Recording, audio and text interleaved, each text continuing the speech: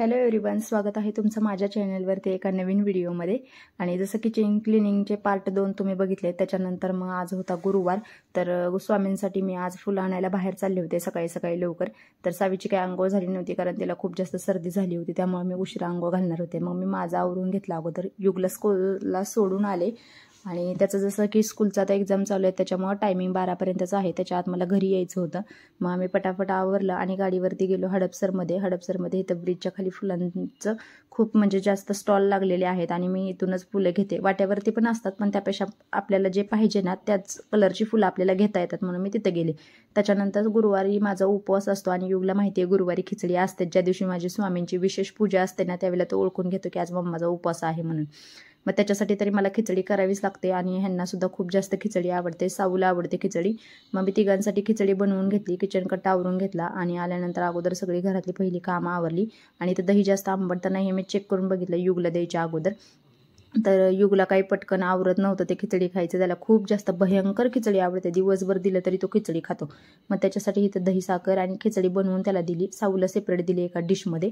मग तिनं आणि युगने छान अशी खिचडी खाल्ली। त्याच्यानंतर मी घरातली सगळी कामं आवरली, जे की कपडे, किचन कट्टा, भांडी वगैरे सगळी।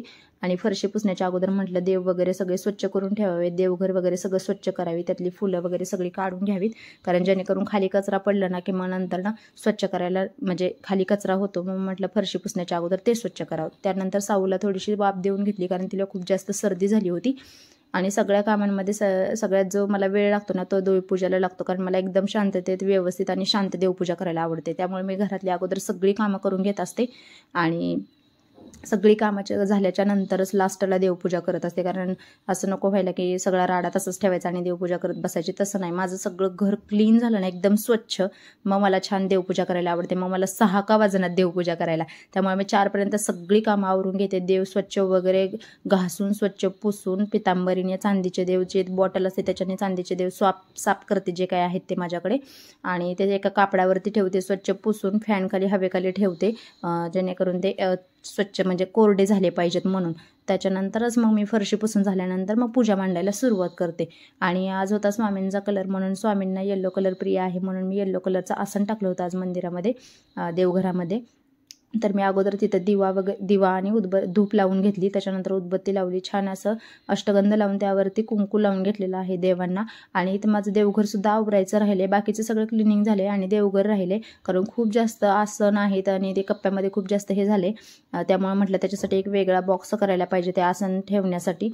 तर मी इथं ज्यावेळेला देवघर क्लिनिंगचा ब्लॉग टाकणारच आहे, ज्यावेळेला क्लीन करेन त्यावेळेला, तर तो सुद्धा ब्लॉग तुम्ही बघायला विसरू नका, त्यामुळे अगोदरच सबस्क्राईब करून ठेवा।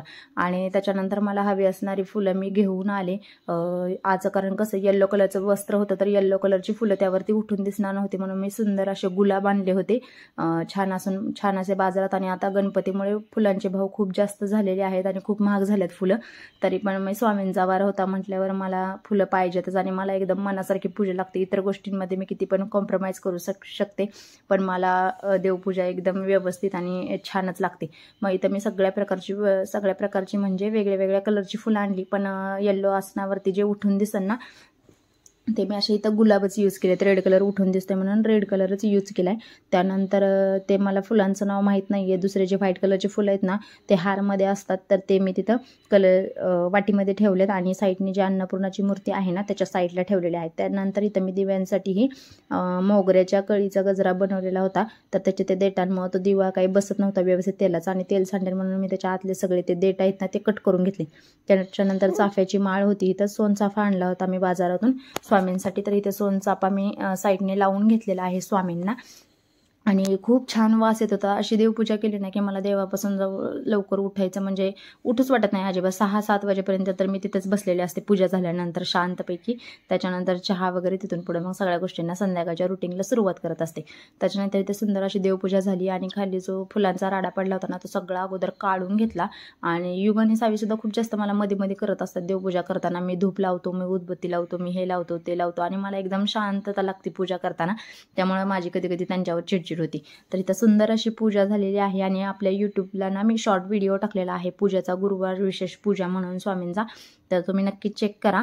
आणि इन्स्टाला सुद्धा आपल्या वेगवेगळ्या पूजांच्या स्टोरी असतात माझ्या, जरी व्हिडिओ नाही अपलोड केले ना तरी मी स्टोरी टाकतेच, म्हणजे ज्या दिवशी ज्या विशेष पूजा असते ना त्या दिवशी त्या पूजेची स्टोरी नक्की असते. त्याच्यानंतर मला जायचं होतं संध्याकाळी स्वामींना. मग मी फ्रेश झाले, ड्रेस चेंज करून घेतला आणि सगळा स्वयंपाक बनवून घेतला होता. फक्त चपाती करायची राहिली होती, तर म्हटलं चपाती पण करून जाऊया आपण.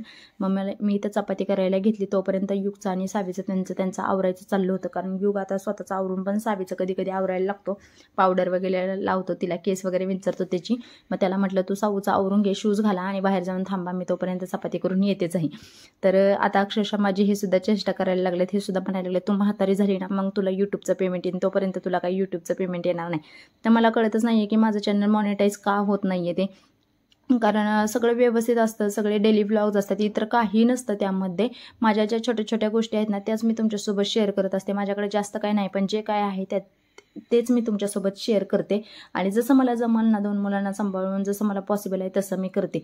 मला कोणताही म्हणजे व्लॉगिंगसाठीचा सपोर्ट नाही, कारण मी जसं तुम्हाला म्हटलं की मला मोबाईल धरण्यासाठी सुद्धा म्हणजे खूप मला कष्ट घ्यावे लागतात. जर माझा हा मोबाईल फुटला ना तर खूप अवघड होणार आहे. त्यामुळे मला जमल ना तसं मी ब्लॉगिंग करते. तर तुम्ही मला नक्की सपोर्ट करा आणि जास्तीत जास्त व्हिडिओ शेअर करत जावा, जेणेकरून आपल्या चॅनलला व्ह्यूज भेटतील आणि त्यातून हा चॅनल माझा लवकरात लवकर मॉनिटाईज होईल. कारण खूप दिवस झालेले आहेत माझं चॅनल मॉनिटाईज झालेलं नाही आहे.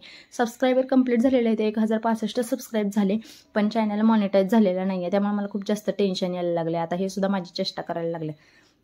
बघू आता लवकरात लवकर चॅनल माझा मॉनिटाईज व्हायला पाहिजे, कारण मला यातली जास्त काहीच माहीत नाही. मला कोणाला तरी भेटावं लागणार आहे आता हे चॅनल मॉनिटाईजचं. आणि त्यातल्या ज्या काही प्रोसेस असतात ना त्या खूप जास्त किचकट आहेत, त्यामुळं मला बघायला पाहिजे आता काहीतरी.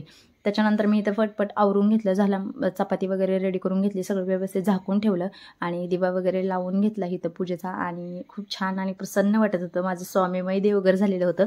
त्याच्यानंतर पुढे गेलो आम्ही आणि ह्यांचा नेहमीचा जो ठरलेला आहे तो चहाचा स्टॉप, ते जाऊन तिथे थांबले. त्यांनी चहा घेतला. काकांनी युगला आणि साऊला 2 चकली दिली. तर युग मला इथं विचारत होता कोणती छोटी आहे आणि कोणती मोठी आहे.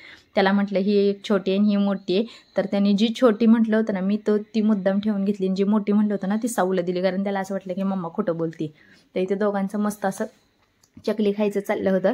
आणि साऊ मला सारखी म्हणायची मम्मा तू खा ना, मम्मा तू खा ना. मी म्हटलं अगं माझा उपास आहे साऊ. त्याच्यानंतर आम्ही ते स्वामींच्या केंद्रामध्ये पोहोचलो होतो, मठामध्ये, जे की हडपसरला आहे. आता मला एक्झॅक्ट रोड नाही सांगता येणार ते कुठं आहे ते, पण हडपसरला वापारी माल जे दुकान आहे ना आकाशवाणी त्याच्या तिथंच आहे आसपास.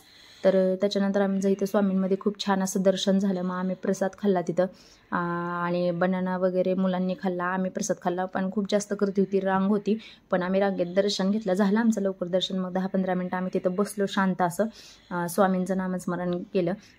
त्याच्यानंतर घरी आले, मस्त असं वांग्याची भाजी केली, मेथीची भाजी केली, चपाती आणि डाळ भात हा आजचा मेनू होता. त्याच्यानंतर मी मिशोवरून एक पार्सल म्हणजे एक कर्टन किंवा बॅकड्रॉप म्हणू शकतो आपण त्याला, ते मागवलं होतं. तर ते तुम्हाला मी दाखवते आत्ता की ते तुम्हाला खूप जास्त युजफुल आहे. फक्त तुम्ही ते गणपती डेकोरेशनसाठीच नाही तर इतर जे ट्रॅडिशनल गोष्टी आपण सेलिब्रेट करतो ना, म्हणजे फॉर एक्झाम्पल आपण जे केळवण वगैरे करतो ना त्यासाठी सुद्धा तुम्हाला हे यूज करता येणार होतं. आणि ज्यांना कोणाला हे गणपती डेकोरेशन नंतर बेडशीट म्हणून वापरायचं असेल ना तर तुम्ही बेडशीट म्हणून सुद्धा वापरू शकता. खूप सुंदर फॅब्रिक होतं, खूप मस्त पेंटिंग होतं आणि लोटसचं होतं सगळं. आणि एकदम डार्क कलर होता, बिलकुल सुद्धा फेंट नव्हता. लोटस जसा कलर होता ना तो खूप छान डार्क होता. आता मला इथे तुम्हाला दाखवता येणार नाही म्हणून मी इथं तुम्हाला बेडवरती टाकून दाखवते आहे. याची लिंक मी कमेंटमध्ये दिलेली आहे. ज्यांना कोणाला मागवायचं असेल ना त्यांनी तिथं लिंक आहे, तुम्ही ते मागवू शकता. खूप सुंदर आहे. तुम्हाला गणपती डेकोरेशनसाठी तुमचा खूप जास्त वेळ वाचणार आहे आणि बजेटमध्ये आहे. फक्त 310 रुपयांना हे मी मागवलेलं आहे आणि खूप सुंदर आहे. ज्यांना कोणाला मागवायचं आहे ना त्यांनी लिंकवर क्लिक करा आणि मागवून घ्या फटाफट, कारण गणपती आता जवळ आलेले आहेत. तर असा होता माझा आजचा दिवस. तर कसा वाटला तुम्हाला माझा आजचा ब्लॉग नक्की कमेंट करून सांगा.